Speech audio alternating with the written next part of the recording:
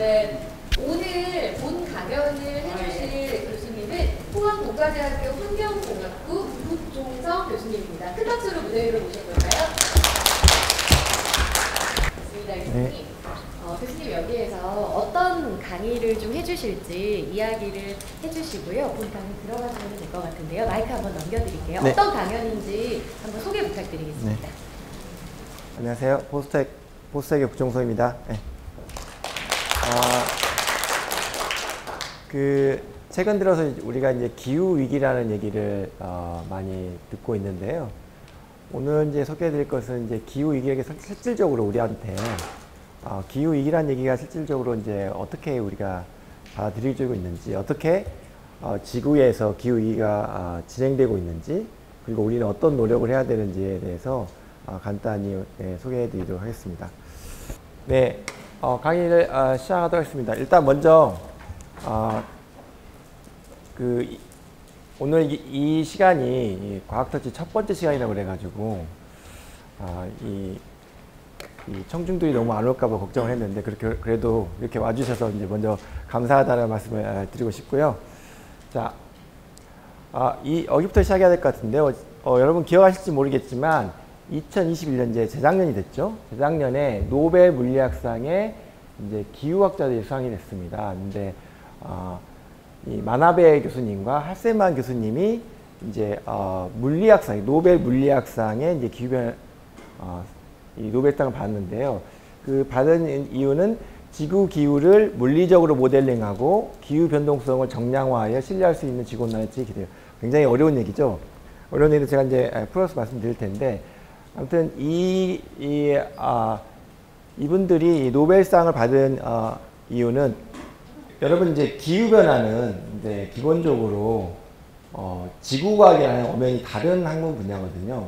물론 이제 기후 변화가 지구과학이 이제 응용 물리이면서 응용 수학이기 때문에 이 아주 넓은 의미에서는 물리학에 포함된다고 할 수 있지만, 우리 연구재단이나 다른 미국 선진국에서도 보면은 물리학과 지구과학은 다른 학문 분야입니다. 그럼에도 불구하고 노벨 물리학상에 지구과학을 하시는 이 두 분이 받았다는 것은 그만큼 이 노벨 재단에서 우리한테 기후 위기와 관련해서 이제 던질 메시지가 있었다고 이제 생각합니다. 우리가 이제 코로나 상황 때문에 여러 가지 이제 어려움을 겪었지만, 여러 가지 여론조사를 해보면 코로나 상황보다 훨씬 더 심각한 위기를 기후 위기로 받아들이고 있거든요. 그래서 그런 부분에 대해서 우리가 생각할 부분이 있을 것 같습니다. 자, 이제 동영상을 하나 보여드릴 텐데요. 이 동영상은 이제 미국의 나사 아시죠? 미국 나사에서 만든 기후 나선이라고 하는 건데요. 요거는 아주 예전부터 월 평균 기온을 이렇게 선으로 하나 쭉 이은 겁니다. 그래서 이 파란색은 평균보다 온도가 낮았다는 걸 의미하고, 빨간색은 온도가 높았다는 걸 의미합니다. 그리고 원의 반지름이 작으면은 온도가 낮은 거고, 원의 반지름이 크면은 온도가 높은 걸 알 수 있습니다. 여러분 아시겠지만, 보시다시피 1880년부터 2021년까지 온도의 변화가 이렇게 쭉 선으로 이어보면 이렇게 기후 나선이 되는데요. 보시면 1880년부터 1960년 이 기간까지는 온도가 굉장히 일정하면서 변하지 않았지만, 80년 이후부터 급격하게 온도가 증가하고 이게 빨간색으로 뒤덮여 있는 걸 알 수가 있습니다. 그래서 지구의 온도가 굉장히 많이 올라가 있는 걸 알 수 있습니다. 나중에 말씀드리겠지만, 우리가 이제 2015년에 파리 기후협약이라고 해가지고 196개의 국가들이 기후변화 협약을 맺었습니다. 그래서 현재 우리나라 정부도 탄소 중립을 위해서 일을 하고 있는데요. 그때 나온 얘기가 지구의 온도를 1.5도 이상 높이지 않겠다. 그러기 위해서 노력을 해야 된다고 했습니다. 근데 현재 보시면 현재 지구의 기온이 1도 이상 올라가 있는 상태인 것입니다. 그래서 우리가 앞으로 남은 온도의 상승 여부는 약 0.5에서 1도 정도라고 생각하시면 될 것 같습니다. 그럼 먼저 이제 여러분 다 아실 수도 있겠지만, 지구 온난화에서 온실 효과가 뭔지를 알아봐야 될 것 같아요. 온실 효과라는 것은 이제 온실 기체에 의해서 만들어지는 건데요. 온실기체가 이제 제일 대표적인 게, 여러분 온실기체 가장 대표적인 게 이산화탄소라고 생각하시지만 사실은 우리 지구에서 가장 큰 온실기체는 수증기입니다. 수증기고요. 그 다음에 이산화탄소고 메탄입니다. 이런 것들이 이제 이 온실기체인데요. 이 온실기체의 특징이 뭐냐면, 지구가 이제 모든 물체는 에너지를 내뿜고 있거든요. 여러분이 체온이 36.5도니까 36.5도에 해당하는 에너지를 내뿜고 있습니다. 그래서 이제 지구도 온도가 약 15도 정도 되니까 온도를 내뿜고 있는데, 에너지를 내뿜고 있는데요. 그 에너지가 대기를 통해서 나가게 되는데, 온실기체가 없으면은 그 에너지가 지구 밖으로 다 나가게 됩니다. 그러니까 그러면 온도가 좀 빨리 식을 수가 있겠죠. 태양 에너지를 받는 에너지가 다 나가버리니까 빨리 식을 수 있겠죠. 근데 온실기체라는 거는 지구가 내뿜은 에너지를 다시 흡수합니다. 흡수해서 다시 그 지면으로 에너지를 다시 내보내주게 됩니다. 이게 어떤 거와 같냐면요. 여러분 담요하고 같습니다. 이 담요, 우리가 온도를 높인 다음에 이불이 없으면은, 담요가 없으면은 그냥 공기중으로 나가버리잖아요. 근데 얕은 담요라도 있게 되면은 거기 밑에 온도가 따뜻하게 유지되게 됩니다. 그래서 그런 효과를 온실 효과라고 합니다. 그래서 우리는 지금 기후위기라고 생각하면서, 이 온실 효과를 굉장히 뭔가 악의 축? 뭐 이런 것처럼 생각하고 있는데, 사실은 이 온실 효과라는 것은 굉장히 우리한테 도움이 되는 것입니다. 예를 들어서 이러한 온실기체가 없다면은 지구의 평균 기온은 영하 18도가 됩니다. 그죠? 그러니까 지구 평균 기온이 영하 18도니까 우리는 이제 뭐 예를 들어서 고緯도는 더 온도가 낮을 거고 열대는 조금 높겠죠. 하지만 그런 그 환경에서는 우리뿐만 아니라 생태계가 살기 어렵겠죠. 온실 효과 때문에 지구 온도를 33도로 올려줘 가지고 지금 현재 15도, 우리가 가장 살기에 가장 쾌적한 온도를 만들어주고 있는 것입니다. 근데 이제 이 같은 온실 효과가 있는데, 이 온실 효과가 이제 좀 더 너무 과도해지면 문제가 되는 거죠. 근데 생각을 해보세요. 현재 온실 효과가 지구의 온도를 33도 올리고 있습니다.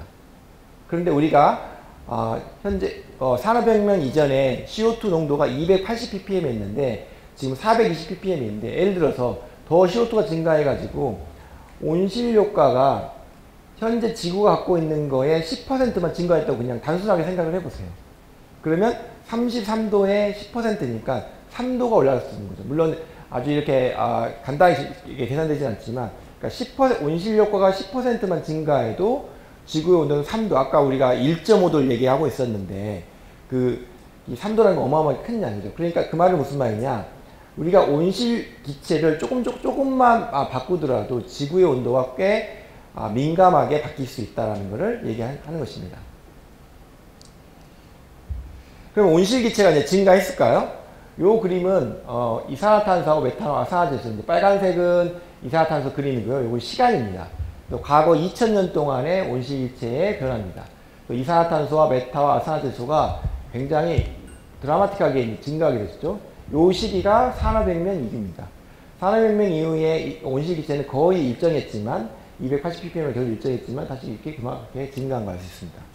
그러면 우리가 이것만 봐도 이제 직관적으로 이게 산업혁명 때문에 이산화탄소가 증가했구나라고 할 수 있는데, 좀 더 우리가 효과적으로 볼 수 있는 그림이 이 그림입니다. 요 그래프를 좀 생각해 보시고요. 요 그림이 세계 인구의 변화입니다. 우리가 잘 느끼지는 못하는데 인구의 변화가 이렇게 우리가 선형적으로 쭉 이렇게 증가하는 것처럼 보이지만 산업혁명 이후에 인구가 굉장히 많이 증가했습니다. 그래서 이 인구의 증가 그래프와 온실기체의 증가 그래프가 유사한 걸로 봐서 우리가 인간 활동에 의해서 온실기체의 양이 증가했구나라고 직관적으로 얘기할 수 있는 거죠. 하지만 이거는 그냥 어떤 그 느낌으로 이야기하는 거고요. 좀 더 이제 과학적인 근거를 놓으면 사실은 이제 기후변화를 안 믿는 분들도 이제 계시는데 그런 분들은 이렇게 얘기해요. 이제 과거에 공룡이 살던 시대에 거기는 지금보다 따뜻했잖아요. 쥐라기 때는. 그래서 식물도 많고 그때 이산화탄소는 더 높고 온도도 높았습니다. 그러니까 인간이 없더라도 온도는 높아지고 CO2도, 이산화탄소도 이렇게 올라갈 수가 있다는 거죠. 근데 이제 나중에 말씀드리지만 이게 속도의 문제거든요. 예를 들어서 몇만 년에 거쳐서 온도가 1도, 2도 이렇게 올라가면은 우리의 생태계와 우리도 다 적응을 하기 때문에 큰 문제가 없을 수가 있습니다. 근데 우리가 지금 겪고 있는 거는 100년 만에 1도 이렇게 급격하게 이제 변화가 일어나는 거거든요. 그럴 때 우리 어떤 생태계 시스템에 문제가 생기는 것입니다. 그러면 쥐라기 때 아주 따뜻할 때 CO2가 더 높았거든요. 그러면 인간 활동이 아니어도 CO2가 높은데 그 이산화탄소 증가가 이 인간 활동 말고 딴 거에서 증가하지 않았을까? 이렇게 이제 생각하시는 분이 있을 것 같아요. 근데 그거를 뒷받침해주는 과학적 근거가 이제 제가 보여드릴 건데요. 이게 이산화탄소 농도인데요. 요 그래프는 이산화탄소를 꾸준히 증가했죠. 이게 지금 하와이 마누아와 이제 남극에서 이제 측정한 건데 이렇게 증가했습니다. 근데 여러분 언제부턴가 좀 숨쉬기가 좀 힘들어지지 않으셨나요? 그거는 여러분이 저희 마스크를 쓰고 계셔서 그런 거고요. 네.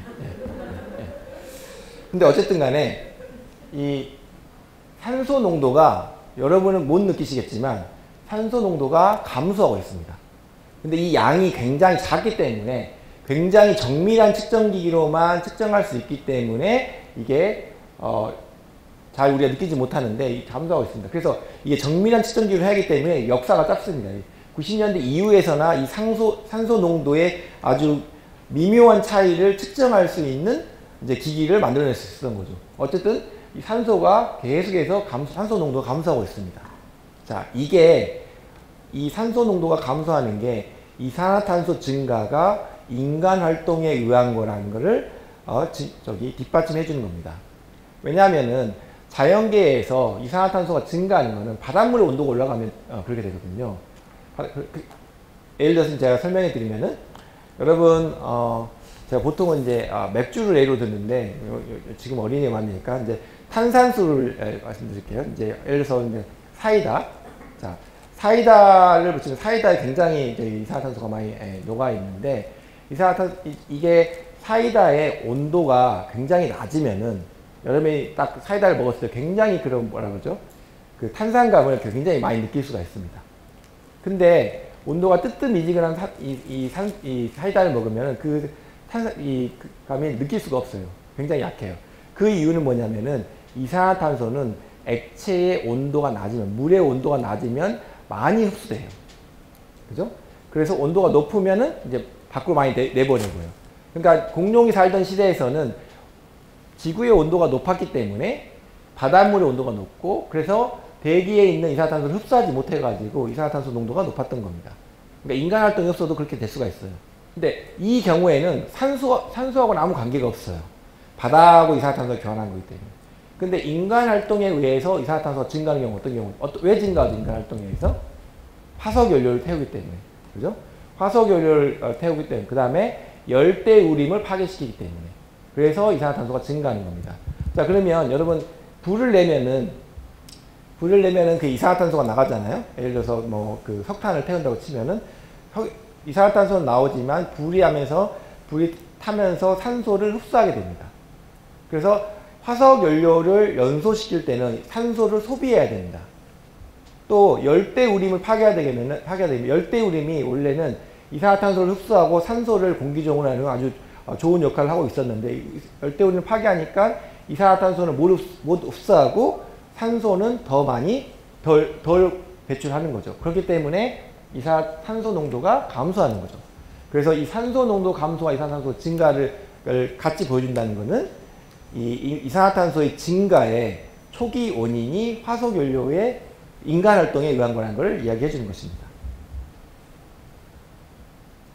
자, 그러면 기후위기라는 거를 이제 우리가 이제 체감할 수 있는 제 생각에 가장 여러분들이 이제 가장 잘 체감할 수 있는 거는 이 폭염일 것 같아요. 특히 2022년은 전 지구적으로 굉장히 폭염이 극성을 부렸습니다. 그런데 이제 전 지구적으로 그랬지만 우리나라는 좀 피해갔어요. 우리나라는 왜 피해갔냐면 비가 많이 왔어요. 여러분 좀 이따 보여드리겠지만 작년 여름에 기억나시죠? 강남의 그 홍수, 그다음에 제가 이제 있는 포항에 이제 태풍이 지면서 비가 왔죠. 그래서 저희 집은 물이 샜습니다. 천장에서.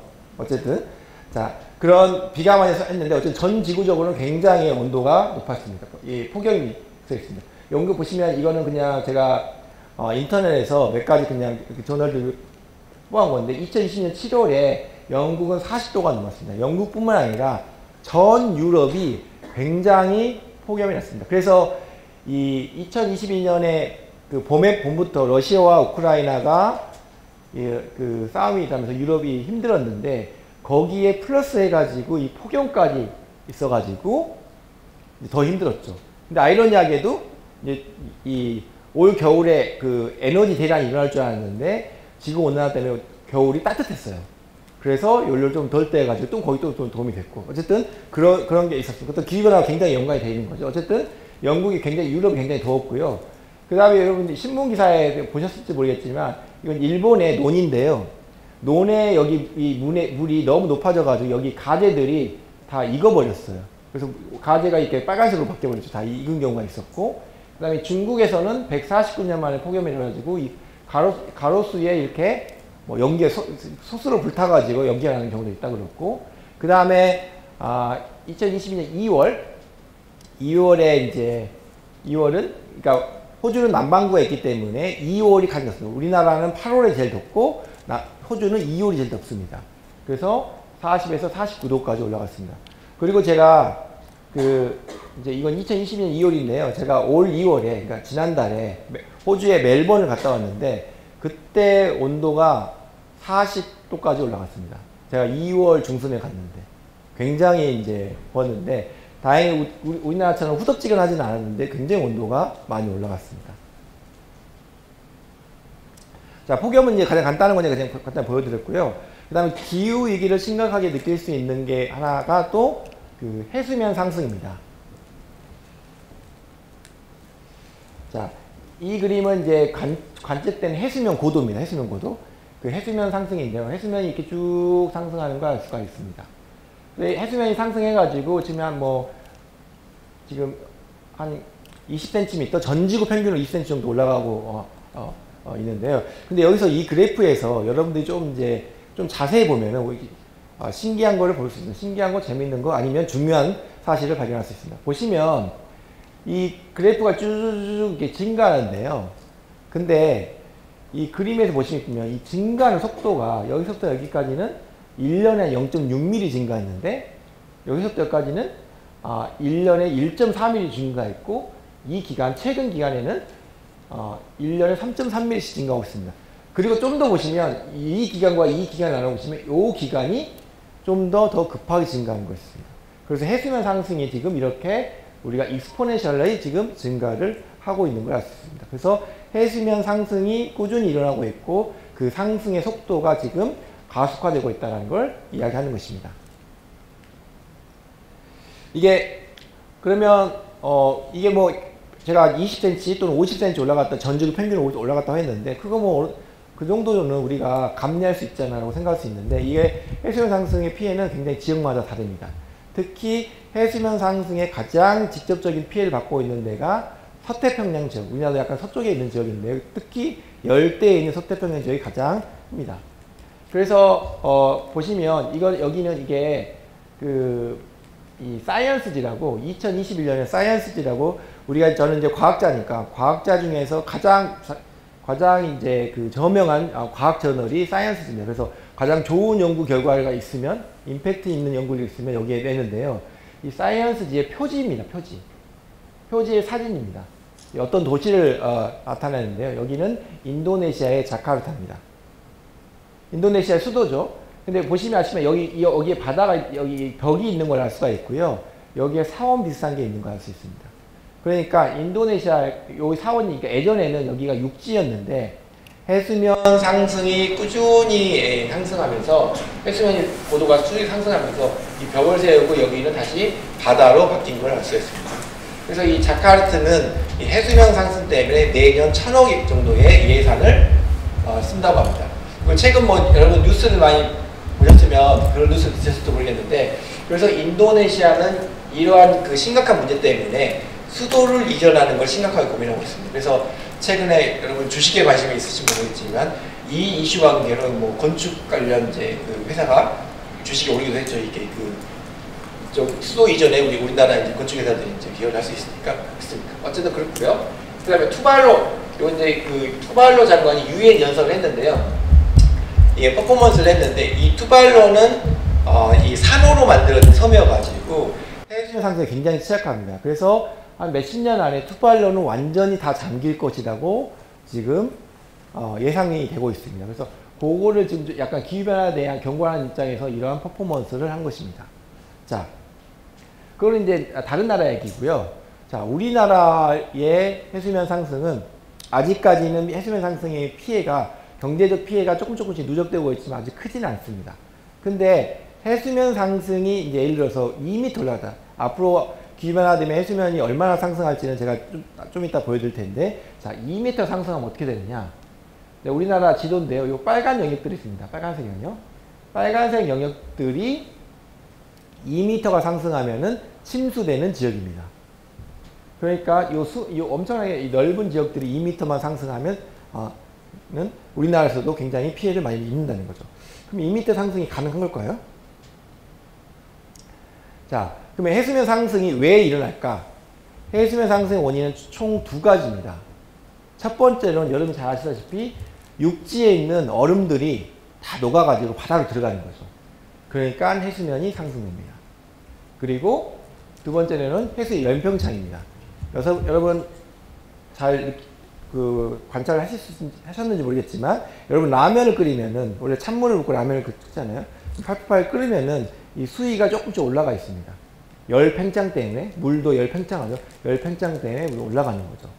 그래서 지금까지는 한 반 정도, 이 해수면 상승의 반 정도는 육지에 있는 빙하가 감소해서고, 반 정도는 해수가 열 팽창해서입니다. 근데 이 육지에 있는 빙하가 감소했는데 어디에 있는 얼음이 녹았냐? 현재까지는 육지에 있는 빙하, 산 위에 있는, 여기 스위스나 뭐 노르웨이 이런 데 가보면은 만년설에 빙하가 있잖아요. 그 빙하들이 엄청나게 많이 녹았습니다. 그래서 많이 없어졌어요. 그런 빙하들이 많이 녹았습니다. 그리고 그린랜드가 28%고 남극이 11%입니다. 근데 여러분이 생각하셔야 될 게, 아마 초등학교 때도 배웠던 것 같긴 한데요. 우리 전 지구의 물의 97%는 바다에 있습니다. 그죠? 3% 정도가 육지에 있는데요. 그 3%, 또 3%, 2점 몇 %가 있는데요. 이 3%의 대부분은 어디에 있을까요? 우리 댐에 있을까요? 남극에 있습니다. 남극의 빙하의 형태로 있습니다. 그리고 그린랜드가 또 그 다음 많이 있는 거죠. 그러니까 아직까지는 이 육지의 빙하의 대부분 차지하고 있는 그린랜드와 남극은 아직까지 많이 녹지 않았습니다. 그냥 우리의 산 위에 있는 빙하들이 녹아서 이 정도 올라간 겁니다. 근데 여러분 최근에 뉴스 보였지만 남극의 빙하가 녹기 시작했습니다. 그렇기 때문에 아까 제가 앞서 보여드린 해수면 고도가 가속해서 올라가고 있는 것입니다. 그래서 뭐 남극의 빙하들이 지금 없어지고 있다는 게 지금 뉴스로 보셨을 거예요. 자, 그러면 여러분 이제 문제를 한번 제가 내겠습니다. 그럼 남극의 빙하가 이제 또 이렇게 녹는다고 그랬는데, 자, 남극의 빙하가 다 녹으면 전 지구 해수면 온도는 얼마나 상승할까요? 혹시 자신 있게 말씀하실 분 있나요? 네. 아, 12m? 좀 더 쓰면 안 될까요? 25. 자, 제가 이제 힌트를 한번 드릴게요. 전 지구 물의 2%는 남극 빙하로 있습니다. 그죠? 근데 전 지구 바다의 평균 깊이는 3,800m입니다. 그죠? 그러니까 예를 들어서 지구의 전체 물이 97%라고 했으니까 100%라고 치고, 거기에 2%가 여기에 추가되는 거거든요. 그죠? 그럼 예를 들어서 이렇게 생각해 볼게요. 비커에 10m짜리 비커가 있는데 거기에 여기 2% 물을 더 추가했어요. 그러면 높이가 2% 증가하겠죠. 그러니까 20cm가 올라가겠죠. 물론 우리 바다가 완전히 그런 비커는 아니지만 약간 좀 넓어지는 구조지만, 원래 그 바다가 70%가 지구이기 때문에 거의 그렇게 생각이 됩니다. 그래서 산술 계산해 보면 3,800m의 2%가 해수면이 상승할 겁니다. 남극이라면. 그러니까 3,800 곱하기 100분의 2를 하게 되면은 76m. 그래서 이걸 좀 더 정밀하게 계산하면 60에서 70m가 증가하는 걸 했습니다. 남극의 빙하가 다 녹으면. 그러니까 아까 제가 우리나라의 해수면 고도가 2m 올라갈 때 뭐 이렇게 된다고 했잖아요. 남극의 빙하가 올라가면 훨씬 더 많이 증가하는 것입니다. 근데 이거 너무 이게 현실적으로 가능한 건지, 이게 해수면 고도가 이렇게 막 10m 단위로 옮기는 게 가능한 건지, 여러분 좀 의심이 있을 수 있을 거예요. 요 그림을 보면은, 그건 저기 하나 문제가 있습니다. 북극의 해빙이 다 녹으면, 그러면 전지구 해수면 얼마, 북극의 해빙 있잖아요. 큰 얼음덩어리 있잖아요. 그러면 얼마나 상승할까요? 여기가 한 70m였는데 여기는 얼마일까요? 북극은? 혹시 자신있게 또 말씀해 주실 분 있을까요?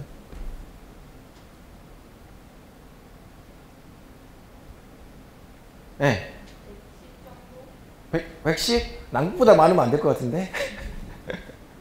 자, 답은 0m입니다. 전혀 증가하지 않습니다.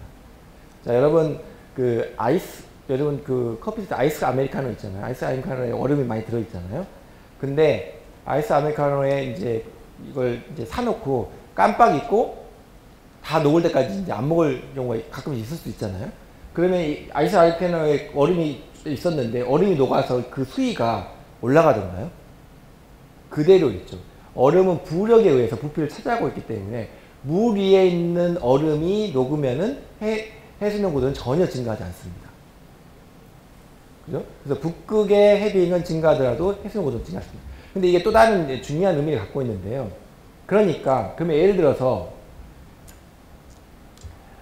남극에 빙하가 있는데요. 빙하가 사실은 육지에 붙어 있어가지고 바다에 이렇게 떠 있습니다. 그러니까 얘는 부력 때문에 떠 있는 게 붙어 있는 거예요. 근데 지구 온난화가 되면은, 뉴스에도 나오는데, 지구 온난화가 되면 이 남극 육지에 붙어 있던 빙하가 다 녹으면서 이렇게 이제 붕괴되는 거예요. 그래서 커다란 얼음덩어리가 바닷속으로 딱 내보내지는 거죠. 그린랜드도 마찬가지입니다.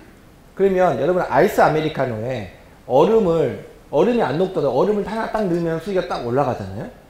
마찬가지로 지구의 해수면 고도도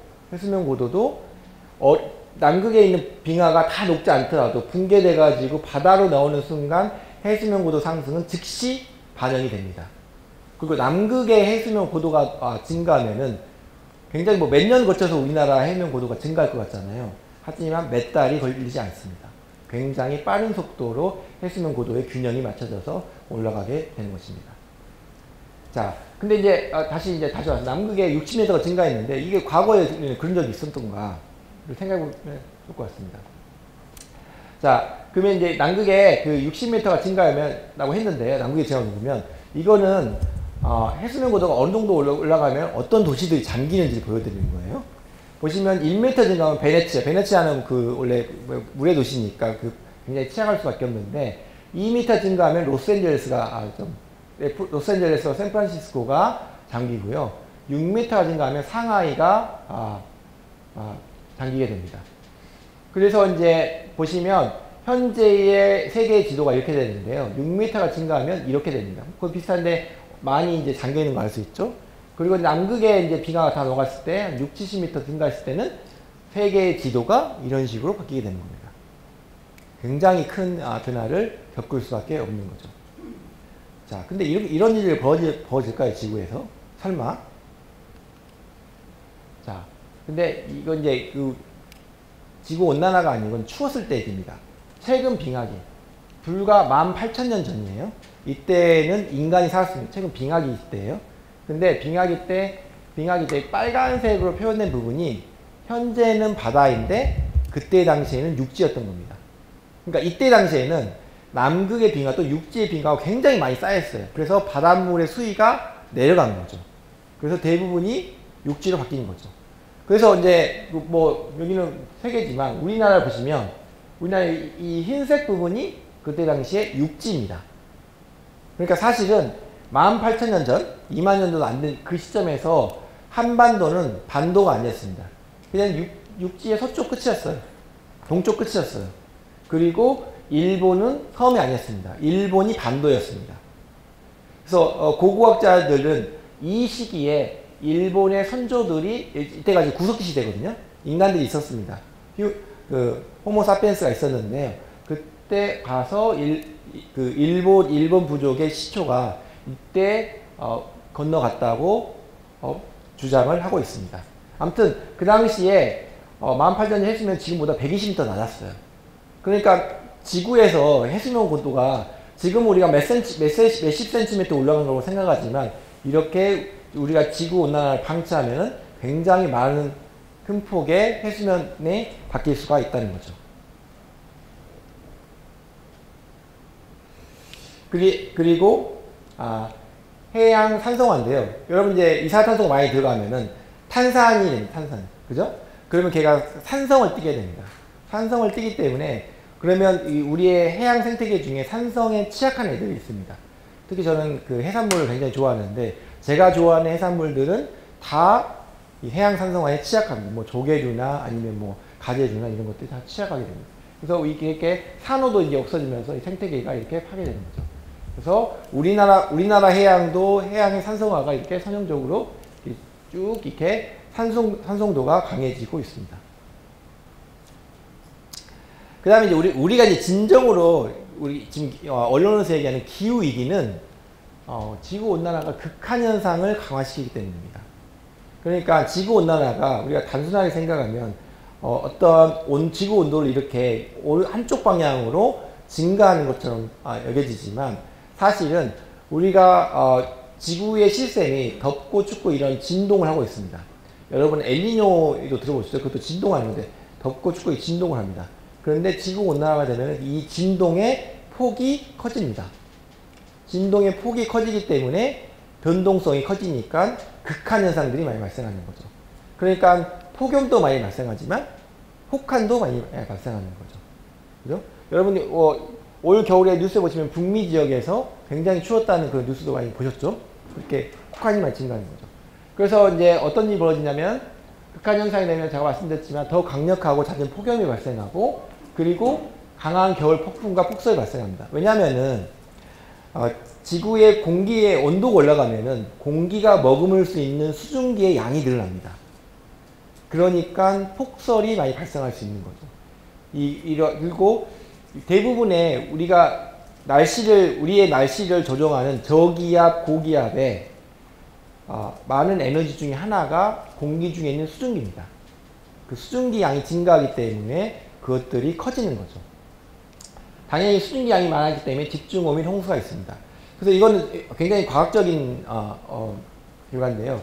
지구 온도가 1% 증가할수록 집중호우의 강도는 7%가 증가하게 됩니다. 1%, 지구 온도 1도 증가할 때 7%가 증가하게 됩니다. 그렇기 때문에 당연히 작년에 그 강남에 있던 호우는 지구 온난화가 없었어도 발생할 수 있었겠지만 지구 온난화가 그 폭우를 강화시키고 더 자주 발생할 수 있게 만들어주는 거죠. 그러니까 지구 온난화가 집중호우를 만들었어요. 이건 잘못된 얘기고 집중호우는 원래 있었는데 그 현상을 더 강화시키거나 더 자주 발생하게 만들어주는 거죠. 근데 의외로 비도 많이 오는데 가뭄도 많아집니다. 왜냐하면은 이 공기 중에 수증기는 많아지는데 지면의 온도가 훨씬 더 빨리 올라가기 때문에 상대 습도가 낮아요. 상대 습도가 낮기 때문에 비가 한 번 오면 많이 오지만은 이게 우리한테 도움이 되는 이게 그런 아주 작은 양의 그 자주 비는 줄어들게 됩니다. 그래서 가뭄은 더 많이 발생하게 되는 것입니다. 당연히 공기 중에 수증기가 많아지기 때문에 강력히 태풍이 발생하게 되고요. 그 다음에 지면의 온도가 증가하고 아까 말씀드렸죠. 상대 습도가 낮아지기 때문에 건조해지는 거죠. 건조해지니까 산불도 더 많이 발생하게 됩니다. 물론 전 지구적으로 보면은 산불의 그 범위는 줄어들고 있습니다. 왜 그럴까요?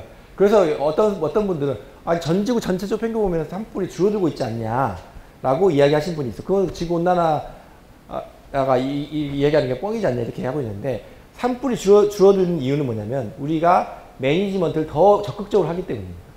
그러니까 산불이 나면 예전보다 훨씬 더 좋은 기술과 좋은 그 자원 가지고 산불을 급히 제거하기 하기 때문에 전체적인 산불은 줄어들지만 산불의 강도는 강해질 수밖에 없는 것입니다. 그리고 이제 변동성을 나타내는 거 제가 이제 여기 대구니까 보시면 이게 재작년 10월인데요. 재작년 10월에 32도가 올라갔거든요. 뭐 다 대구 사실 테니까 저는 포항에 있는데 기억하실지 모르겠는데 10월에 굉장히 더웠습니다. 그래서 뭐 110년만 이상 기온 아직 안 끝났어요. 그래서 대구 포항이 가장 온도가 그렇게 많이 올라갔었는데요. 이게 작년 10월인데 근데 그 뒤로부터 한 일주일, 2주일 후에 같은 10월입니다. 10월 16일이죠. 같은 10월에 첫 한파 64년 만에 10월 한파가 온 거죠. 그러니까 우리가 체감하다시피 이 변동성이 온도의 그 변화 폭이 커지는 거죠. 이 변화의 폭이 커지면 그만큼 피해가 더 강해질 수밖에 없는 거죠. 그래서 이제 숫자적으로 보면 인간 활동에서 극한 기후가 숫자적으로 이렇게 1880년, 90년보다 최근 20년이 더 많이 증가하는 걸 알 수 있습니다. 그 중에 가장 피해가 많은 게 홍수고요. 그 다음에 스톰, 그 다음에 지진은 기후변화하고 상관이 없고요. 그 다음에 이상 고온, 산사태, 가뭄, 산불 이런 것들에 의해서 극한 현상이 증가하는 걸 알 수 있습니다. 그럼 미래에는 어떻게 될까요? 미래에는 보시면 이게 10년 이렇게 이 그러니까 집중호가 예를 들어서 10년 만에 오는 강한 집중호가 있잖아요. 그게 예를 들어서 온도가 예를 들어서 4도 올라간다. 4도 올라가면은 10년 만에 오는 그 집중호가 3배 더 많아진다. 그 말은 무슨 말이냐? 그 강남에 있는 홍수가 10년 만에 한 번 발생한다면 지구 온도가 4도 올라가면 3.3년 만에 한 번 발생한다는 것입니다. 그리고 10년 만에 오는 가뭄은 2.5년 만에 한 번 발생하게 되고요. 폭염이 가장 민감하겠죠. 10년 만에 한 번 오는 폭염이 9배가 증가하니까 거의 매년 10년 만에 오는 폭염을 우리가 겪어야 된다는 것입니다. 4도가 올라가면. 그리고 50년이면 굉장히 이제 50년 만에 한 번 오는 이런 폭염이 그렇게 확률이 39배 더 자주 발생할 수 있다는 것입니다.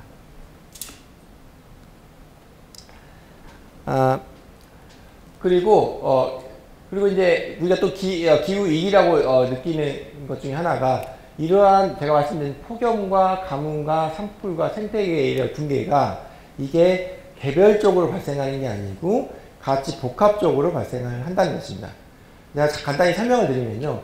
일단 폭염이 발생하면은 일단 비가 안 오고 땅이 높게 되면 더 건조해지고요. 그 다음에 비가 안 오게 됩니다. 그러면 가뭄이 이제 발생하게 됩니다. 가뭄이 발생하면은 육지에 물이 없어지죠. 물이 없어지면 어떻게 되냐? 우리가 이제 이 주변에 더울 때 물을 뿌려놓으면은 물이 증발되면서 에너지를 뺐기 때문에 온도를 조절해주는 역할을 하게 됩니다. 근데 가뭄이 되면은 육지에 그런 기능이 상실돼가지고 온도가 더 많이 증가하는 거죠. 그러니까 폭염이 가뭄을 더 강화시키고 가뭄이 또 폭염을 강화시키고 그래서 가뭄과 폭염은 복합적으로 오는 경우가 많습니다. 또한 가뭄과 산불은 또 복합적으로 이제 오는 거죠. 왜냐하면 가뭄이 발생하면은 건조해지니까 산불이 발생할 확률이 높겠죠.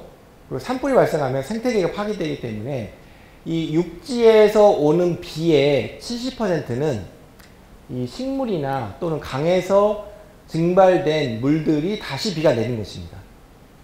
근데 주변이 이제 그 산불 등의 피해에 의해서 식물들이 없어지게 되면 그만큼 비도 적게 오는 거죠. 그래서 산불이 심화되면 가뭄도 심화되는 경우가 많습니다. 당연히 산불과 폭염도 관계될 거죠. 이런 것들에서 이 복합적으로 극한 현상이 증가를 할 수 있게 되는 것입니다. 거기에 가장 대표적인 경우가 사실은 작년의 유럽입니다. 작년 유럽에 이제 1년 지나서 좀 이렇게 여러분 기억이 좀 이제 가물가물하실 수 있는데요.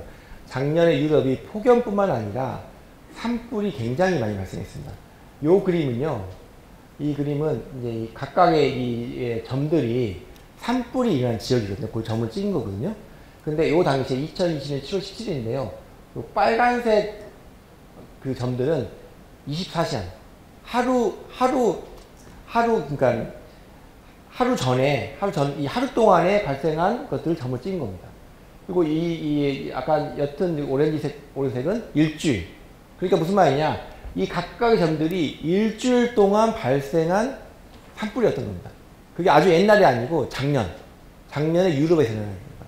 그러니까 작년에 유럽에 사시는 분들이 얼마나 힘드셨어요. 전쟁도 있었고, 폭염에, 산불에, 가뭄에, 이것들이 복합적으로 왔다는 거죠.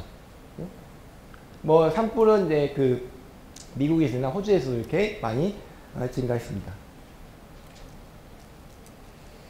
이 부분은, 넘어가도록 하고요. 자, 이때까지 이제 기후 위기를 말씀드렸는데, 그러면은, 이게, 현재의 기후라는 거는 기후의 나이가 46억 정도 되는데요. 46억 년 동안 기후는 변하지 않았던 적이 없습니다. 그러니까 우리가 뭔가 기후 변화라는 얘기를 굉장히 나쁜 걸 생각하지만 기후는 46년 동안 꾸준히 변화했습니다. 그러면 여러분 이렇게 생각할 수 있을 것 같아요. 그렇다면 지금이 기후 위기라는데 그러면 46억 동안 계속 기후 위기였던 건가? 그죠? 왜 특별하게 지금 왜 기후 위기라고 하는 건가? 그거에 대해서 우리가 좀 생각을 해볼 필요가 있을 것 같아요. 자, 기후 변화가 얼마나 심각했냐면요. 자, M간빙이라고 있습니다. M간빙이는 13만 년 전에 발생했었어요. 13만 년 전에 발생했는데 현재보다 온도가 2도 높았어요. 무려 2도가 높았어요. 그죠? 그리고 해수면 고도도 그때 당시 5에서 8m가 높았습니다. 그때 당시 호모사피엔스가 아프리카에만 거주하고 있었어요. 그죠? 그럼 2도 높았고, 그 다음에 최근 빙하기 때는 22,000년 전이었는데, 현재보다 6도 낮았습니다, 온도가. 그리고 해수면고도 제가 말씀드렸지만 120m가 낮았어요. 북반구 대부분이 빙하로 덮여있어요. 굉장히 살기 힘들었어요. 그죠? 그러면 M간빙기가 빙하기 다 기후위기 아닙니까? 그죠? 지금 우리는 지금 1도만 바뀌었다고 막 이렇게 뭔가 큰일 난 것처럼 얘기하고 있는데, 이때는 2도나 높았기 때문에 6도 나왔다는 거죠. 근데 그때도 기후위기라는 얘기를 쓸 수 있었을까? 물론 기후위기라는 건 굉장히 주관적인 그 정의이기 때문에 쓰겠지만 이런 부분을 생각해 볼 필요가 있어요. 기후변화의 속도에 대해서 생각해 볼 필요가 있어요. 자, M간빙기에서 최근 빙하기까지 갔을 때 이게 13만 년이고 2만 년이기 때문에 그때 지구의 온도는 무려 8도나 바뀌었지만 그때 변하는 속도는 100년에 0.007도 바뀌었어요. 그리고 최근 빙하기는 홀로세 6,000년 전입니다. 홀로세는 6,000년 전인데요. 그 산업혁명 이전이라고 생각하시면 됩니다. 6,000년 전인데 최근 빙하기 그때도 6도나 바뀌어요. 6도나 지구 온난화가 된 거예요. 6도나 지구 온도가 쫙 올라갔어요. 근데 그때의 속도는 100년에 0.05도 바뀌었습니다. 우리가 이제 인류세라고 하는 산업혁명 이후에 인류에 의해서 이제 기후가 이제 바뀌는 인류세라고 하는 최근 기후변화는 100년에 1.1도 증가했습니다. 그러니까 보시면 아시겠지만 지구 변화의 속도가 굉장히 빨랐다는 걸 알 수 있습니다. 그러니까 지구의 기온이 현재 15도냐, 14도냐, 아니 20도냐 이게 중요한 게 아니고 변화의 속도가 이 지구를 살고 있는 생태계와 특히 우리 인간한테 굉장히 중요하다는 것입니다. 그러니까 변화가 굉장히 느리게 한다면은 우리가 충분히 적응하고 생태계가 충분히 적응하면서 살아갈 수가 있습니다. 그런데 생태계와 우리가 적응하는 속도보다 기후변화 속도가 빨라지게 되면 그만큼 피해가 커질 수밖에 없다는 것입니다. 앞으로 100년은 어떻게 될 것이냐? 앞으로 100년은 우리가 이제 탄소 중립을 얼마나 잘하느냐, 그죠? 이산화탄소 얼마나 배출하느냐, 여기 여러 가지 시나리오가 있습니다. 그래서 우리가 굉장히 이제 탄소 중립을 잘한다고 하면 앞으로 100년 동안은 1도 정도 증가할 것으로 예상이 되고 있습니다. 그러니까 이 정도의 속도로 유지하고 있는 거죠. 근데 우리가 탄소 중립을 안 하고 그냥 우리가 쓰던 이산화탄소 지금 농도가 굉장히 익스포넨셜 증가하고 있으니까요. 그렇게 하게 되면은 최악의 시나리오에는 100년에 5도 정도 증가하고 있습니다. 그러니까 우리의 선택에 지금 달려 있는 거죠. 그래서 지금 우리가 좀 다시 생각해야 될 게, 우리가 이제 탄소 중립을 하고 이산화탄소를 좀 줄이려고 하는 노력을 하고 있는데, 이 노력은 사실은 바뀐 기후를 다시 되돌리려는 노력이 아닙니다. 지금 탄소 중립을 이렇게 노력을 하고 있는 거는 기후변화의 속도를 늦추는 것입니다. 예를 들어서 우리가 2023년에 모든 국가가 약속을 해가지고 탄소 중립을 완전히 딱 시작했다. 그럼에도 불구하고 지구의 온도는 꾸준히 올라갈 겁니다. 수십 년 동안 올라갈 거예요. 기존에 올라갔던 어떤 그 관성이 있기 때문에 물론 올라갑니다. 하지만 그 속도를 줄일 수 있는 거죠. 그래서 관건은 뭐냐? 우리가 기후변화의 속도를 얼마나 줄일 수 있느냐. 이게 가장 핵심이라는 겁니다. 자, 이제 뭐 우리나라 이제 얘기를 좀 해볼게요. 자, 국가별, 이건 좀, 간단한 거니까 빠르게 넘어가도록 하겠습니다. 국가별 온실가스 배출량을 보시면, 이렇게 쭉 있죠. 보시면, 이게 쭉 엄청나게 증가한 겠죠. 이게 평균적으로 제일 큰 나라는 여러분 다 아시겠지만 미국. 그죠? 그리고 최근 들어서 엄청나게 많이 증가시키고 있는 나라는 중국입니다. 우리나라는 여기 있는데요. 우리나라 뭐 작아 보이지만 사실 배출 증가 속도라고 보면은 이게 중국을 빼고 비교를 해보면 증가 속도가 압도적으로 우리나라가 높은 걸 알 수가 있습니다. 그래서 그러면 우리나라는 이산화탄소 어디서 배출할까요? 뭘 하면서 이산화탄소 배출할까요?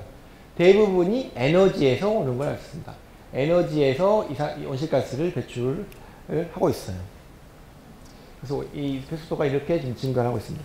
다행히도 최근 들어서는 증가 속도가 약간 둔화된 것을 알 수가 있죠.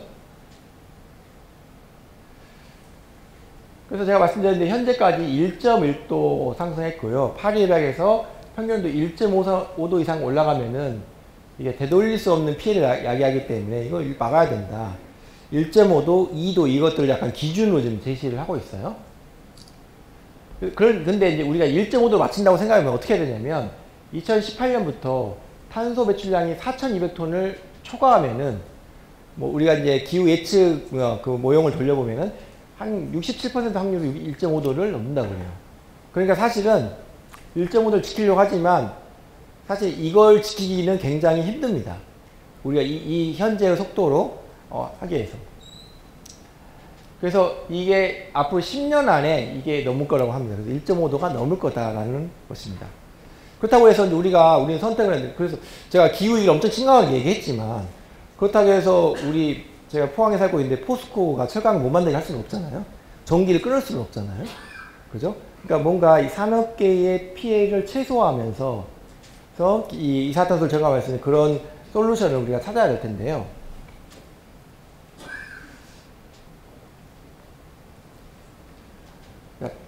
우리가 근데 이게 탄소 배출 관련해서 이제 우리가 이해를 해야 될 게 뭐냐면, 우리가 탄소 중립을 이야기하는데, 탄소 중립이라는 거는, 이산화탄소를 배출하지 않겠다가 아닙니다.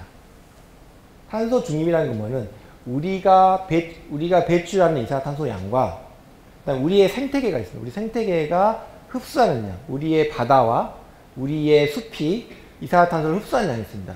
그거를 맞추겠다는 것입니다. 그죠? 그래서 사실은 인간 활동에 의해서 이산화탄소를 배출시키면은 그게 다 지금 이 공기 중에 누적되어 있는 게 아니고 그 중에 50%만 공기 중에 누출됩니다. 그 중에 25%는 바다가 흡수하고요. 나머지 25%는 우리 숲이 흡수하고 있습니다. 그죠? 그러니까 탄소 중립을 할 수 있는 방법은 배출을 줄이는 방법도 있고 그 다음에 흡수를 늘리는 방법이 있습니다. 근데 문제는 뭐냐면 우리 숲이 이산화탄소를 얼마나 많이 흡수하고 있는지를 잘 몰라요. 우리의 바다가 이산화탄소를 얼마나 잘 흡수하고 있는지 잘 몰라요. 그런 부분에 대해서 우리가 또 알 필요가 있는 거죠. 자, 이거는 말씀드렸고요. 그래서 지금 탄소 배출량이 지금 이렇게 이제 되어 있는데요.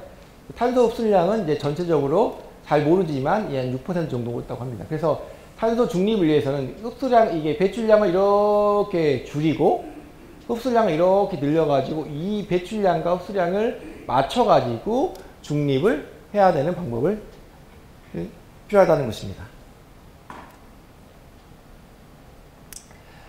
그래서 그리고 더 놀라운 사실을 제가 하나 알려드리면, 우리가 지금 이 탄소 중립은 굉장히 지금 언론에 많이 나오고 그러는데, 여러분 혹시 대구의 이산화탄소 농도가 얼마인지 아시나요? 아무도 모릅니다. 저는 기후변화를 연구하고 있지만 저도 모릅니다. 대구 이산화탄소 농도가 얼마인지. 제가 포항에 살고 있는데 포항의 이산화탄소 농도가 얼마인지 모릅니다. 그러니까 우리가 이산화탄소 농도를 측정을 하고 있는데 그 측정은 배경대기라고 그래가지고 깨끗한 안면도나 제주도 이런 데서 측정하고 있는데 실제로 이산화탄소를 많이 배출하고 있는 대도시의 이산화탄소를 측정하지 않고 있어요. 이때까지 측정하지 않고 있었어요. 왜냐하면 그런 것들은 별로, 왜냐하면 그 배출량이 중요시 않기 때문에. 그래서 이제야 이제 측정하려는 노력을 하고 있는 거죠. 그러니까 우리가 탄소 중립 말 많이 하고 있지만 사실 잘 준비가 안 돼 있는 거죠. 아니, 여기 이산화탄소가 얼마인지도 모르고, 얼마를 배출하고 있는지도 모르고, 얼마나 흡수하고 있는지도 모르고 있는데, 어떻게 탄소 중립을 하고 있는지. 그러니까 그런 거에 대해서 통합적인 관리 시스템이 필요하다라는 걸 말씀드리고 싶고요. 그 다음에 우리가 또 고민해 봐야 될 게, 뭐, 에너지 관련돼서는 제가 가도록 하고요. 그 다음에 이제 재생에너지인데요. 우리가 이제 그 재생에너지에 대해서 이제 약간의 과소평가를 하고 있는 게 있는데, 그 태양광 발전을 보시면 태양광 발전이 굉장히 적습니다. 보시면 현재 우리가 이제 재생에너지가 보시면 여러분 잘 아시겠지만 신재생에너지가 우리나라 비중은 지금 현재 굉장히 2000에서 2017년 좀 늘긴 했지만 굉장히 작은 양입니다. 다른 나라에 비해서는 다른 나라는 굉장히 이 옅은 노란색 부분이 넓은 데 비해서 우리나라 굉장히 좁죠. 그죠? 신재생에너지가 굉장히 적습니다. 근데 우리는 이렇게 주로 말씀드려요. 이 땅이 좁고, 땅덩어리가 좁고, 그 다음에 굉장히 이 중위도에 있기 때문에 태양에너지가 작다. 뭐 이런 얘기를 좀 많이 하세요. 근데 우리가 태양광 에너지에 이걸 좀 과소평가하는 게 뭐냐면, 자, 예전에 우리나라의 전기를 가장 많이 사용하는 시간이 언제일까요? 2시하고 3시입니다. 여름철에. 왜냐하면 더우니까 에어컨을 굉장히 많이 틀기 때문에. 그 다음에 일과식 기간을 하고 에어컨을 많이 틉니다. 2시하고 3시였습니다. 그죠? 그러면 우리나라가 전기를 만드는 시스템을 좀 우리가 이해할 필요가 있는데요. 전기를 예를 들어서 2시, 3시 제일 많이 쓰니까 전기를 2시에 3시에 100을 만들고, 그 다음에 밤에는 많이 안 쓰니까 뭐 10만큼만 쓰면 전기를 여기 낮에는 100만큼 만들고 밤에는 10만큼만 만들고 이렇게 하면 전기를 굉장히 효율적으로 쓸 수 있잖아요. 근데 전기라는 시스템은 원자력의 풍력에 마찬가지인데 시스템은 그렇게 할 수가 없습니다. 최고 이 한낮에 100을 쓰면은 밤에는 쓰지 않더라도 100을 써야 됩니다. 그러니까 전기를 굉장히 많이 쓸 수밖에 없는 거죠. 그렇기 때문에 전기차가 어떤 부분은 이게 전기를 만드는데 다 쓰지 않나 이렇게 하지만은 전기차 충전을 보통 밤에 하잖아요. 그러니까 밤에 남는 잉여 전기로 쓰기 때문에 전기차가 어떤 탄소 중립에 더 효율적이라는 것입니다. 더 중요한 건 뭐냐면, 자, 그런 의미에서 보면은, 근데 최근 들어서 이 한전에서 전력 피크가 오후 3시에서 5시로 바뀌었어요. 왜 그럴까요? 왜냐하면 이 한전에 잡히진 않지만 우리 태양광 패널을 많이 깔아가지고 태양광 패널의 효율이 가장 높을 때도 햇볕이 가장 강할 때겠죠. 그죠? 그러니까 전기가 가장 필요할 때 태양광 에너지가 그걸 줄여주는 거죠. 그러니까 전기를 생산하는 최대치에 맞춰야 되는데 그 최대치를 줄여주는 역할을 하는 거죠. 그러니까 전체적으로 줄여주는 역할을 하는 거죠. 그래서 우리가 태양광 패널이 전기가 지금 만드는 양이 적을지라도 실제로 우리의 에너지에 기여하는 바는 훨씬 더 클 수 있다는 것입니다.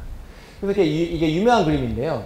이 캘리포니아주의 덕 커브라고 하는데, 이게 약간 저는 그렇게 안 닮았는데 오리 닮았나요 이게?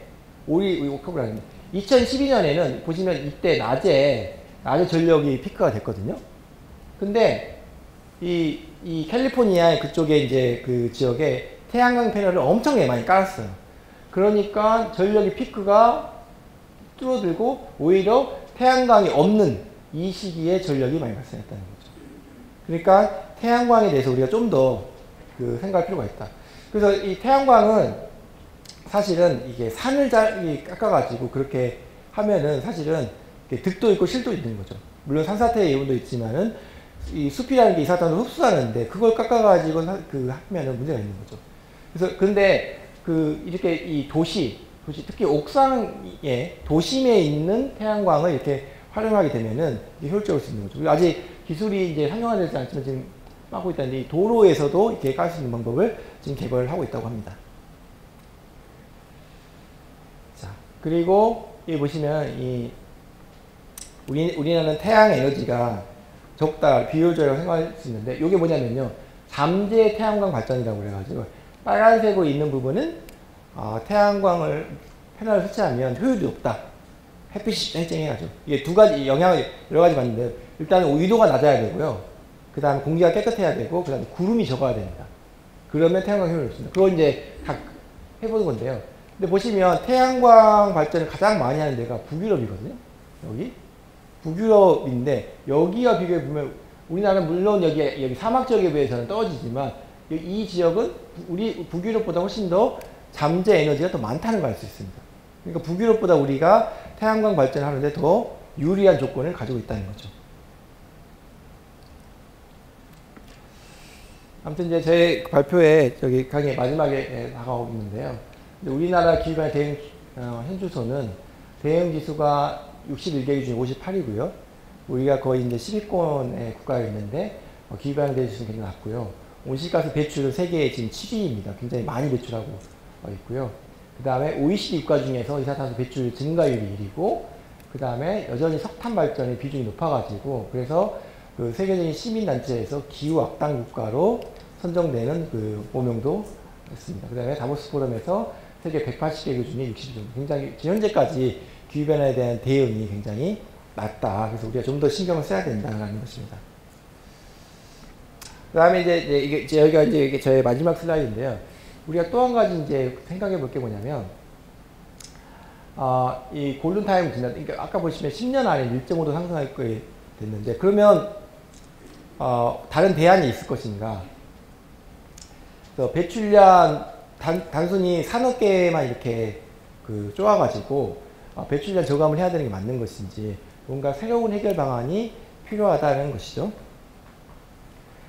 거기서 이제, 새롭게 지금 부각되고 있는 게 기후공학입니다. 기후공학, 지오 엔지니어링이라고 하는데요. 요거는 이제, 어떻게 하면, 그러니까 우리가 인간이 가지고 있는 기술 가지고 기후변화를 해결보다는 약간의 좀 속도를 둔화시킬 수 있는 그런 노력을 하겠다는 거예요. 일단 우리가, 예를 들어서, 여러분 기억나실지 모르겠어요? 제가 다음 슬라이드 가져왔는지 모르겠는데.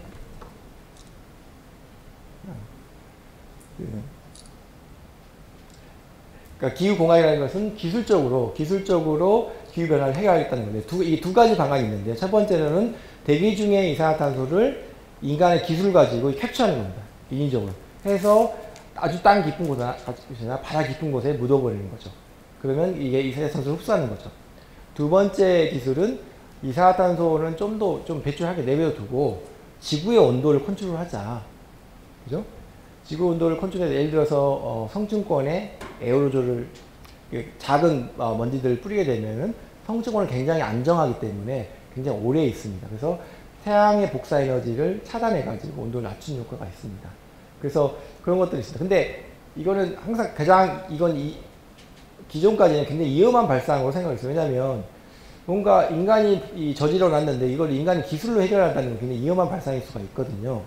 그리고 왜냐하면 우리의 지구는 하나밖에 없는데 그냥 실험을 할 수는 없잖아요. 그냥 한번 해보자 이렇게 할 수 없거든요. 그럼에도 불구하고 지금 기후 위기가 좀 심각해지기 때문에 그럼에도 불구하고 이걸 하나의 포트폴리오로서 한번 우리가 접근하고 좀 더 연구를 해봐야 되지 않을까. 그런 의견들이 굉장히 많이 나오고 있습니다. 그래서 전 지구적으로 한다기보다는 지역적으로 아주 소규모적으로 이런 시도들을 해가지고 지구 온도를 낮추려는 노력들을 해야 된다. 그래서 이런 부분들이 굉장히 앞으로 부각될 수 있는 기술 분야이다라는 것을 소개해드립니다. 그래서 구체적인 건 제가 설명 안 드리겠는데 여러 가지 기술들이 제한되어 있고 이것들을 지금 테스트를 하고 있습니다. 근데 아무래도 이제 앞으로 좀 더 리스크는 적으면서 효율적으로 할 수 있는 것들이 개발될 수 있을 거라고 생각을 하고 있습니다. 이거 넘어가도록 하고요. 그래서 이런 것들이 이제 있는데, 지금 시간 관계상, 근데 이런 것들을 좀 더 우리가 진지하게 고민을 해봐야 된다. 이건 과학자만 해서도 안 되고요. 그 다음에 과학자들과 또 시민들과 정부가 같이 해서, 왜냐면 이거는 이 지구를 가지고 실험을 하는 거기 때문에, 같은 뭔가 협의를 통해서 뭔가 좀 솔루션을 좀 찾아야 된다라고 생각을 하고 있습니다. 뭐 왜냐하면 우리 기후공학을 조심해서 얘기해야 되는 게 제가 아까 말씀드린 건데 이게 설국열차 여러분 영화 보셨나요?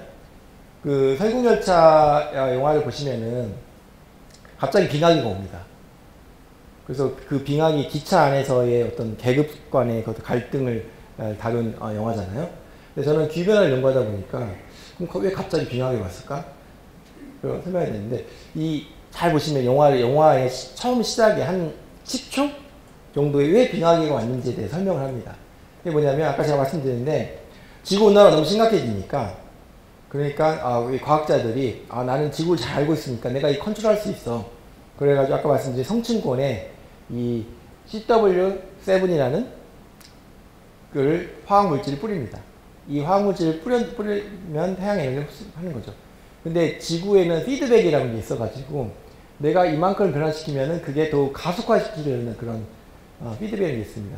그래서 너무 온도가 과학자가 생각하는 것보다 훨씬 더 많이 감소해가지고 이렇게 빙하기가 오게 되는 것입니다.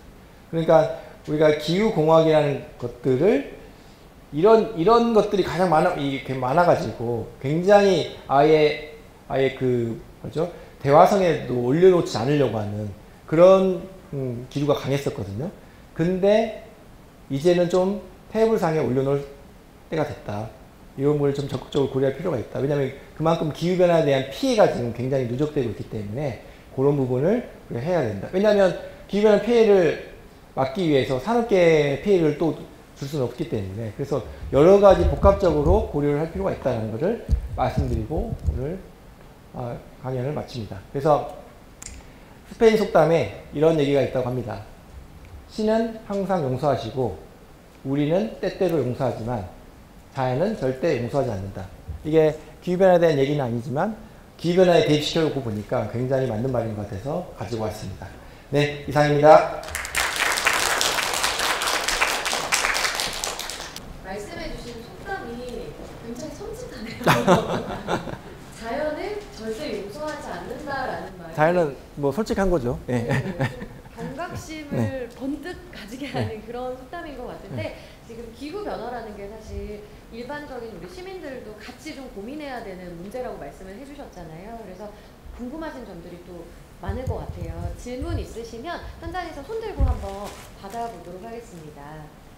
질문 있으시면 손 높이 들어주시면 될 것 같고 저는 개인적으로 강의 들으면서 맨 처음에 이제 숨쉬기 좀 답답하지 않으셨나요? 네. 마스크 써서 그렇다고 해주셨잖아요. 네. 그러면 이제 마스크를 저희가 착용하면 배출되는 이산화탄소가 어쨌든 좀 적어지나요?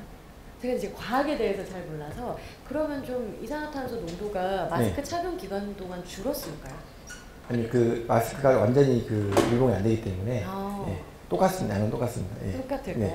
그리고 또 그런 얘기가 있는데요. 그러니까 그 다육식물 있잖아요. 다육식물이 이산화탄소 굉장히 효율적으로 흡수를 하거든요. 네. 그 다육식물을 많이 키우면 되지 않을까 이런 생각을 하실 수도 있는데요. 근데 그렇게 단순하지 않은 게 다육식물을 키워가지고 이제 얘가 이제 다시 죽잖아요. 그만큼 다시 다 나오는 겁니다. 그래서 다육식물 아주 몇백 년 몇십 년 키우면은 그게 굉장히 효과가 있지만 그게 다시 이제 썩는 순간 다시 이산화탄소 나가기 때문에 그래서 약간 여러 가지 좀 고려가 필요합니다. 그래서 식물을 키우는 것만으로는 사실 그게 효과적이지 않다. 다시 이제 식물이 죽는 순간부터 이산화탄소가 나오기 때문에 그렇군요. 근데 강의를 쭉 듣다 보니까 인간이 없어지는 게 가장 큰 이제 효과적인 방안이 아닌가 하는 생각이 들기는 했어요. 네네네. 그런 생각이 좀 들었고 그러면은 적정 이산화탄소 배출량은 얼마인가가 저는 좀 궁금하더라고요. 그러니까 적정 이산화탄소 배출량이라는 게 뭐 이렇게 우리가 정확히 나누겠지만 아까 우리가 탄소 중립을 이야기한 것처럼 우리가 배출한 거를 우리의 생태계가 흡수할 수 있을 정도 이게 제 생각에는 적절한 배출. 그러면 이게 우리 지구에 부담이 안 가는 거죠. 그 수준을 계속 유지할 수 있게 만들어주는 거기 때문에. 그러면 그걸 이제 뭐 우리나라에서 논의를 하고 그걸 또 세계적으로 다시 논의를 하고 이래야 되는 건가요? 그러니까 일단은 파리 협약에서 그렇게 다 196개 국가가 이렇게 해서 이제 탄소 중립을 하고 이만큼 감소시키겠어요 약속을 한 거거든요. 네. 그래서 그 약속을 이제 잘 이행하는 게 중요하겠죠. 근데 지금 제일 힘이 센 미국이 잘 안 지키려고 하니까 물론 이제 바이든 대통령이 되면서 조금 바뀌긴 했지만 어쨌든 그 긍정적이진 않습니다. 낙관적이진 않습니다. 그걸 잘 지킬 수 있을지. 우리나라도 이렇게 막 정부에서 이렇게 딱 제시하고 있지만 정말 탄소 중립 2050년 지킬 수 있을까? 약간 의문이 좀 있습니다. 강제성이 없기는 한 거잖아요. 이게 협약이고 지키자 이런 약속인 건 거죠. 강제성은 없는데 이제 이게 이제 유럽 같은 경우에서는 그걸 지키지 않는 경우에는 이제 무역을 통해서 이제 제재를 줄 수 있기 때문에 그러니까 우리는 이제 상대적으로 이제 국력이 이제 뭐 지금 그렇게 약하진 않지만 약한 쪽에 약하게 되면은 그런 쪽에서 이제 피해를 받게 되는 거죠. 준비가 안 돼 있으면. 그러니까 지금 강제성이 없다고 해서 그냥 하다 보면은 그게 결국 이제 피해로 다가오게 되는 거죠. 그래서 예전에는 이제 경제와 환경을 선택의 문제였거든요. 경제를 선택하면 환경은 좀 피해를 보고, 예를 들어 환경을 좀 피해를 보더라도 경제 성장이 중요했고, 또는 이제 경제를 좀 성장을 늦추더라도 환경을 중요시하고 이렇게 했는데, 이제 앞으로의 이제 시대는 뭐냐면 이 환경 기후 변화에 대한 것들을 기술이나 뭔 것들 잘 지키는 것들이 경제에 대한 경쟁력을 키우는 그런 것도 될 수 있다고 이제 생각을 하고 있습니다. 혹시 또 궁금한 질의응답 혹시 궁금하신 거 있으시면 자유롭게 손 들어주시면은 제가 보고 또 질문을 들어보도록 하고요. 저는 그 설국열차를 보면서 어느 날 갑자기 이렇게 그 빙하기가 왔잖아요. 네. 그냥 저는 이제 영화를 보는 입장으로 봤기 때문에 그냥 빙하기가 왔나 보다 이렇게 된 거예요. 근데 오늘 이 강의를 들었더니 이런 작용이 돼서 그렇게 된 거다라고 말씀을 해주셨잖아요. 그러면 영화처럼 이제 갑자기 빙하기가 올 일은 사실상은 없는 거네요. 또 영화를 보시면 또 영화가 하나가 있는데 그 더 데이 애프터 투모로우라고. 맞아요. 그 영화는 이제 그 인간 기후공학을 한 게 아니고 기후 변화가 너무 진행되다 보면은 갑자기 이제 대서양에 있는 그 해양의 순환이 갑자기 이제 반대로 역전이 돼 버리거든요. 그렇게 되면은 갑자기 온도가 낮아지면 온도가 한 번 낮아지면 이게 또 기후의 피드백에 의해서 또 강화되어 있었거든요. 그게 사실 그런 일이 그 영화가 그냥 영화 속 상상에 있던 게 아니고 약 13,000년 전에 영거 데라이스라고 그런 시기가 있었습니다. 그래서 갑자기 지구가 위에 온도가 올라가다가 그 대서양의 해양순환이 역전되면서 10년 동안 수십 년 동안 온도가 4도에 또 딱 떨어지는 적이 있었거든요. 그런 극한 변화가 있을 수 있는 거죠. 그러니까 그걸 모티브한 영화가 더 데이 애프터 투모로우거든요. 그렇기 때문에 우리가 지구를 좀 잘 알고 있다고 생각하는데 사실 잘 모릅니다. 그래서 말씀하십시오. 그러니까 일어난 현상에 대해서만 연구할 수 있는 거니까 예측이 좀 어려운. 그렇죠. 그러니까 우리가 좀 더 지구를 더 잘 이해하려는 노력도 좀 해야 되는 거죠.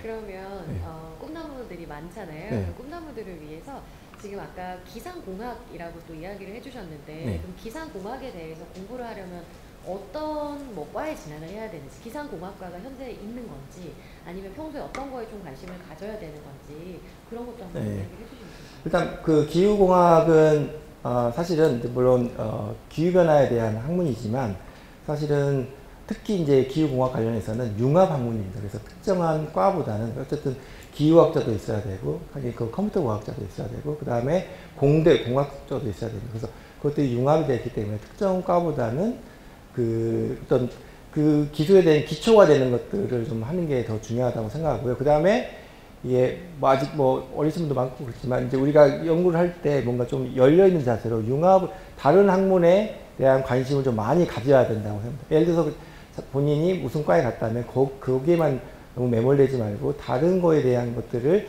잘 알고 이해하려고 하는 노력이 있어야만이 이게 서로 간의 이 학문 간의 벽을 틀어야만이 이 기후공학이라는 데 성공할 수 있거든요. 그리고 또 여러분한테 이제 부탁드리고 싶은 거는 사실은 우리가 기후변화를 좀 이제 좀 완화시키기 위해서 개인도 노력을 해야 되고, 과학자도 노력을 해야 되고, 정부도 노력을 해야 되고 하지만은 개인이 노력을 해야 되지만 개개인이 노력하는 데는 굉장히 한계가 있습니다. 그래서 이 기후변화와 관련해서는 정부의 어떤 정책이 가장 중요한 부분이거든요. 그래서 물론 기후변화를 위해서 재활용을 잘하고 그 전기를 아끼고 그런 것도 굉장히 중요하지만 더 중요한 거는 기후변화에 대해서 관심을 더 많이 갖는 게 중요합니다. 관심을 더 많이 가져야만이 정책 결정자들, 정치인들이 기후변화에 대해서 좀 더 관심을 갖게 되고, 그러면 거기에 부합되는 정책이나 어떤 공약들을 할 수 있기 때문에 우리 국민들이 기후변화에 대한 관심을 더 많이 갖는 게 훨씬 더 중요하다고 생각합니다.